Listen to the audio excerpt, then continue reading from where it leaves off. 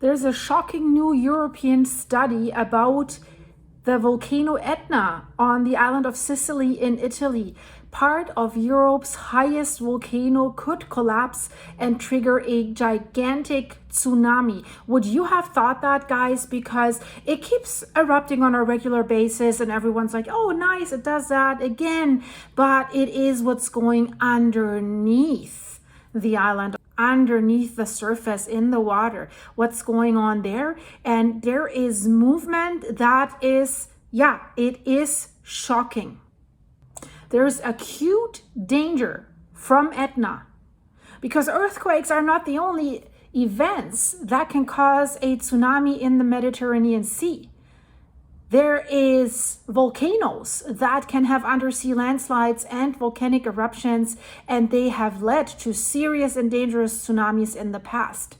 And particular volcanoes like Etna increase the risks of tsunamis in the Mediterranean significantly. And the risk is far greater than assumed. So anyone who spends their vacation on the island of Sicily, beautiful Italian island, often doesn't miss the opportunity to marvel at Europe's highest volcano. Mount Etna has not only an impressive height of 3,350 meters above sea level, but it has also been a UNESCO World Heritage Site since 2013. So while this volcano invites thousands of tourists that explore that mountain every year, these ventures could soon be overshadowed by a terrible event. In the worst case scenario, Mount Etna will soon be the trigger for a devastating natural disaster, and that without an eruption. Etna is a mighty phenomenon, and it's currently erupting again. It is the highest and most active volcano in Europe. It's not the most dangerous when it comes to potential eruptions, but that's not what we're looking into right now, the eruptions. Etna's constantly active, as we've just seen in the last weeks and last year. I've reported about this often. It has multiple eruptions almost every year, and yet it is densely populated. Catania, with its over 300,000 inhabitants, for example, lies at Etna's feet. And countless villages are spread out on its slopes.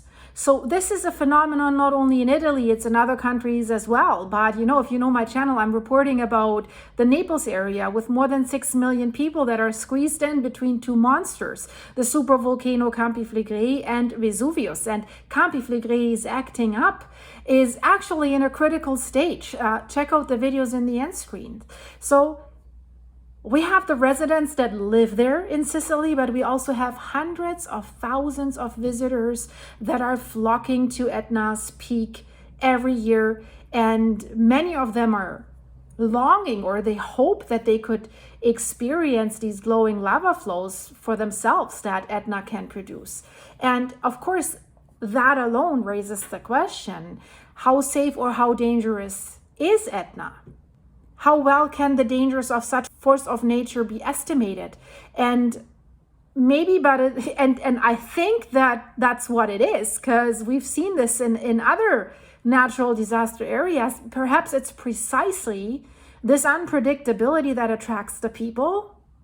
It has been erupting quite a bit this year already. In 2025, there were lava flows and hiking chaos. I've reported about that too. Many people had to be rescued. It's like stunning pictures. There's snow, and people were that crazy to go skiing there. So since February 6th, basically this year, a fissure at an altitude of 3,050 meters at the foot of that Volcano crater of Etna has been releasing lava, has been erupting. And these lava flows have already reached a height of 1,850 meters. They're coming down on the southwest slope of Etna. And the southeast crater that is at over 3,000 meters. There's several craters on Mount Etna. Has emitted a lot of volcanic ash, has caused disruption to air traffic over Catania. Over 20 flights were diverted and canceled. And also the Italian Institute, the INGV, has registered instruments there, and they have seen a strong volcanic tremor at Etna. That's a sign of strong internal activity at this volcano. And why is this important for the danger when I'm saying has nothing to do with the eruption? I'll get to that because nobody's thinking about this. It's all like, oh, isn't this beautiful in the Mediterranean and with a sailboat and we can do this. I mean, if you follow my channel, you see what's going on with Santorini and the danger that goes from, I don't even want to say island, from this volcano, from this remains of a collapsed crater. So there's strong internal activity at Etna. And the eruption, that's what's visible, right? Especially at night. We've just heard the news yesterday. It's like spewing gold. This is how it looks. It's spewing it higher in the air. It's really, really impressive. That has triggered right now a spontaneous wave of tourism. People are flocking to Santorini. I wanted to say nope. Hopefully not, although the people are returning there. They're flocking to Sicily. And they're clogging the escape routes. The roads to Etna are clogged with cars and tourists, which already was a problem when people had to be rescued. So there's cars, buses, motorbikes, and it's not only foreigners, it's also the Italian people that are flocking to high altitudes to see what's going on there at Etna. And they're really attracted to this eruption spectacle, but at very, very high risks. So there's 4 main craters that form the shape of Etna. And if there is an eruption occurring, this often happens on its slopes when the lava seeks a completely new exit. We've also seen that at Stromboli. That's basically a lateral eruption. It's not like spewing it out in the middle of the mountaintop, so to speak. So you really get the feeling that this mountain is alive, how it's spewing out the lava. It's constantly, because of that, changing its shape and also its height. Because if there's lava coming out, it's forming new craters, new heights. The height of Etna fluctuates between approximately 3,200 and 3,360 meters. And there's high seismic activity in this region. And that's not only caused by the volcano, that is also caused by the fact that 2 continental plates are meeting there. So they're rubbing against each other in the deep underground. And that's important for what we're going to learn. So the African and the Eurasian plates. So Sicily, as a result of that, is not only a cultural melting pot for the beautiful Italian culture and a hotspot for tourists, but it's also quite literally a melting pot. So the volcano itself could be considered relatively safe despite its excessive activity, and it's therefore so popular with tourists. The eruptive part that I said we're not going to talk about too much today, but you need to know the whole mountain so that you understand this grave danger that exists there that people don't seem to be aware of when they go there. So why is it relatively safe? Etna is one of the best monitored volcanoes in the world, but we have just learned from the INGV, from scientists that speak out against the public opinion.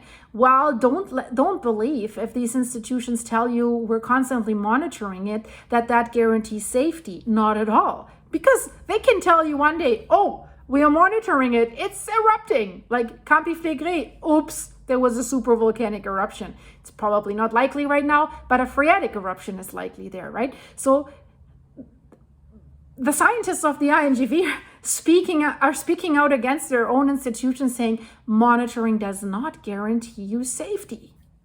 But Etna as Campi Flegrei and Vesuvius, it's dotted with measuring stations that register even the slightest activity. But does that help for the problem that we're addressing today? Not too much, guys. The INGV has 2 volcanologists present around the clock to observe and evaluate the measuring results that they have at Etna. That's all nice and good. It's also part of the Decade Volcano program. I've mentioned that before. That program was founded in the 1990s with the aim to better assessing the dangers of volcanic eruptions and being able to prepare for them. So they have selected 16 volcanoes around the world for this purpose, and dangerous ones. Vesuvius, Mount Vesuvius, Santorini in Greece, Teide in Teneriffa, Colima in Mexico, Galeras in Colombia, Merapi in Indonesia, Mount Rainier in the USA. That's too close to home. We've heard rumors that Mount Rainier is about to erupt. I haven't looked too deep into this, guys. Let me know in the comments if you're interested in that. Mauna Loa in Hawaii, of course. Unsen and Sakurajima in Japan. Taal in the Philippines, that has erupted. I've shown you the videos. Santa Maria in Guatemala, Ulavun in Papua New Guinea, and Nyiragongo in Congo, and Avakits, the most complicated at the end, guys. Jesus. Avakhinskaya and Sopka, or Korakaskaya Sopka in Russia. Whew. I made it. So what is the second reason why it's relatively safe with the eruptions? It's constantly active and it releases steam almost continuously. So the individual eruptions are less powerful and somewhat more predictable because they learn from each eruption, right? They know, oh, this happened before this happened. Like in Iceland, we're waiting for the next eruption in Iceland in the Sudnuka crater series. There we've had so many now that they know certain behaviors. But it becomes more problematic if there's a longer break with an eruption. But right now, these tourists that are flocking there, they're getting way too close to the lava. And then they get lost and they go there at night because it's so great and glowing. And then they had to be rescued. One woman was exhausted, she fainted. And then that skiing thing, it's absolutely crazy. And Mount Etna can be destructive, guys. Don't get me wrong. So there was a long series of eruptions between 1991 and 1993. So houses near an area that's called Saferana were destroyed. And at that time, people did something that they're doing in Iceland quite successfully right now to save their infrastructure. They tried to stop and divert the lava by building protective walls. It's working quite well in Iceland for the Svartsengi area with the Svartsengi power plant and their money maker tourist spot, the Blue Lagoon, and for the town of Grindavik. But the problem they have there, and that's why the next eruption is so interesting, check out my video playlist, I'm explaining that. They need to build the walls higher and higher and higher because there's so many eruptions and lava carpets are building up. So now they're as high as 20 meters in some places or even higher. Creates a low spot. So if the lava breaches the defense wall, it can run in there like a dam breach. So they have tried that, but this only worked for a certain time also with Etna. And maybe people in Iceland should look at that scenario and learn from it. They also use blasting for protection. And that's an interesting picture that I can show you here. That is a house in Saferana. They were lucky because that 1993 lava flow basically stopped on the outskirts of the village right in front at their front door. And we've seen something similar in Grindavik last year. But there was an eruption in 1983. Several houses near Nicolosi were also destroyed. Fruit and nut plantations, valuable economic areas were repeatedly destroyed. And you can't use that land for a very long time. And they also have ski facilities on the upper half of the mountain. They also repeatedly suffered significant damage to their cable cars, ski lifts. Personal accidents, some of them unfortunately fatal, also occurred again and again over time. And that can, of course, always happen if you go on these mountain hikes into the dangerous areas. So people need always, despite the manageable dangers around Etna, they have to maintain certain levels of respect. And very often they're not doing that. Because, especially if they want to go to these impressive mountain summit craters, they can only be climbed with a mountain guide. And in some cases, there's thick clouds of sulfurous gases that are emerging, making visibility more difficult and also posing the risks of, losing consciousness and falling into the crater. There's official regulations about to what height Mount Etna is allowed to be climbed, even with professional guides. And most tragic incidents, as always, they occur due to non-compliance with such regulations. And we've just seen it a few days ago with these skiers and with these hikers. So what is the issue now that I'm talking about that is so dangerous?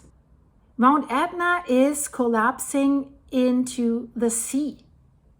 So the volcanic slope slides into the sea. And gravity is causing the southeastern flank of Etna to sink. And it could sink with a one-time collapse, sending so much material at once that it could cause devastation in the Mediterranean through a tsunami. Many people call it the mysterious slide of Etna. That giant is slowly sliding into the sea. And now researchers from Germany have examined the phenomenon more closely, and they do not have good news for us. So the eastern flank of Mount Etna is sliding towards the sea by a few centimeters per year. So you would think, what's the problem? Just a few centimeters. But according to the researchers, this could have catastrophic consequences, guys, because the flanks could suddenly collapse. And that's where the eruptions and the earthquakes come in play. We've seen it in Santorini now. There's huge risk of landslides. The whole mountain could come down with that cable car and onto the port where there's sometimes 2,000 people down by that port. Watch the video. So if the flank collapses suddenly, we've seen this in fjords in Norway with the Akernes mountain. I've also made a video about this. Huge monster tsunami. So large amount of materials will slide immediately into the sea, and that could trigger a huge tsunami. And investigators and scientists from Kiel in Germany, they have investigated the cause of Etna's movements. Why is it sliding in more detail? So the whole thing with its 4 main craters and hundreds of secondary craters, whenever there's a small eruption, a crater opened, and then where the magma comes out, where the lava flows during these eruptions, the volcano is constantly active and changing. So they have known for some time that the southeastern flank of Etna is moving and sliding into the sea. The problem is that this entire volcanic structure that we call Etna is very high on the one hand, but also very, very heavy. So what does that mean? There's a lot of pressure through that weight.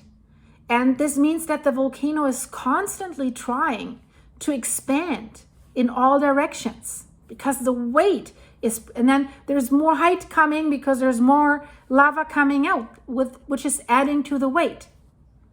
And where can it expand? So it's most likely for it to expand into the sea.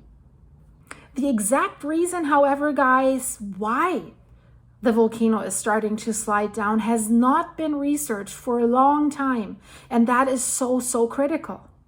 And why is that? Because for now, before that study, researchers had only measured the movements on land. They forgot about the water. So they largely ignored that this volcano Etna has a huge underwater part. That has largely been ignored because it was also difficult to measure that, because all their measuring stations that measure land rise and tilt and earthquakes, they're satellite-based measurements and they're on-the-ground stations, and it's not possible underwater. That's what the researchers are saying. Although there are underwater measuring stations that they have at Campi Flegrei, that they have now at Colombo, the underwater volcano just 4 miles off the coast of Sicily. They then did install 5 transponders equipped with pressure sensors on that unstable flank of Etna, probably around at a water depth of around 1,200 meters, so roughly a little less than a mile. So above and below a fault zone that is there, that is running from the west to the east. Basically, this fault zone that is there separates the unstable part of the volcano from more stable parts. It's like a scar in the mountain, right? You see stuff, if you see avalanches, you see something tearing before a whole piece, like a plate of snow, starts sliding down. So what are these transponders doing? They measure how long an acoustic signal travels back and forth between these two parts. So they can tell if they're moving away from each other, how far the other part, the unstable part, is sliding down. And then pressure sensors record the pressure of the water column, which changes with depth. Water has a lot of weight. So putting that together, guys, the measurement data can be used to draw conclusions about the movement of the flank in horizontal and vertical directions. And when the researchers got their results, they were shocked. So they have evaluated data that they got from April 2016 to July 2017. And for most of the time, the distance between the transponders in the network has remained the same, and the pressure measurements showed no unusual changes. But then they recorded in May 2017, there were significant changes over a period of 8 days. So the flank moved underwater about 4 centimeters sideways in an easterly directions and about 1 centimeter downwards. And that was the moment when they started to like, oh, wait a minute. The first thought that comes to mind is that would be the logical thing to believe, that the movements are primarily caused by the activity of the magma in the volcano, by the rumbling. So according to like the motto, if an eruption occurs, the volcano moves more strongly. But what they found out, and that's kind of scary again, the flowing magma is not responsible at all. So what's happening on the top, lava coming out, building up more, is not responsible. Or at least not solely responsible. Because during that period in question, when they saw the anomalies, no magma activity was detected, no eruption during that period. So in conclusion, if rising magma were responsible, magma rising up, causing rumbling, wants to get out, wants to erupt, the largest shifts would be expected to occur close to the center of the volcano. This is also not the case, say the researchers. So that's why they're calling it mysterious. So their conclusion is that gravity, the pure weight, is causing the volcano's flank to move, which makes it very unpredictable. If it's not like you can say, oh yeah, there's an eruption, there's increased risk. So they said that they need to do further research to determine something else, which is also very interesting, whether this subsidence of the continental margin in the region is exerting some kind of pull on the volcano, if this tectonic stuff is pulling the volcano down.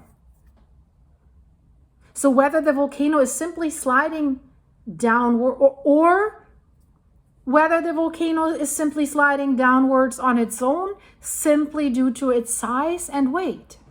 So if it's just sliding on its own, unlike the magma eruptions on top, just the sliding could trigger a catastrophic collapse of the flank. Quote, the scientists are saying, the entire unstable flank is affected by the gravitational forces from the top down to the base of the volcano. So we would not have a little piece breakout, the whole thing at once. And if large amounts of material could fall into the sea in one swoop, they could trigger a huge tidal wave called a tsunami.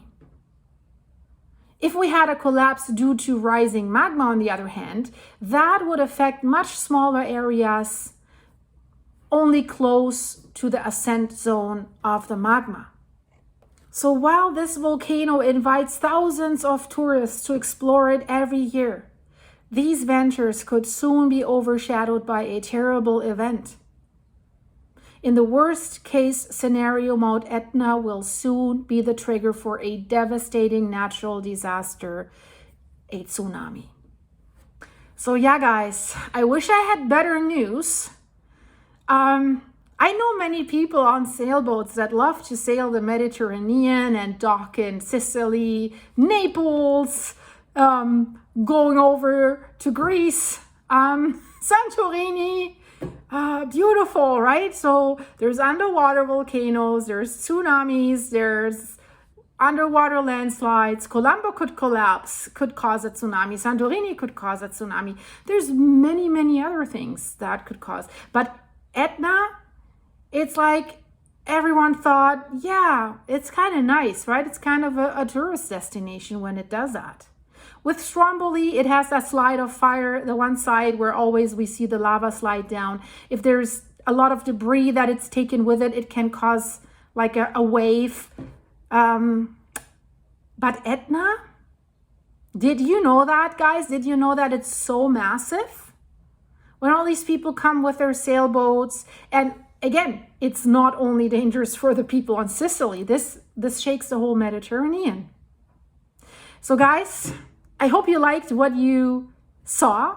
It would be great if you could give this video a like, and if you're new here, hey, click the subscribe button. I would like to see you more often. And if you want to give me more support, maybe through a monthly membership, I'm releasing behind the scenes stuff and funny stuff and weird stuff and failures and outtakes, just what's going on behind the scenes, my private life as well.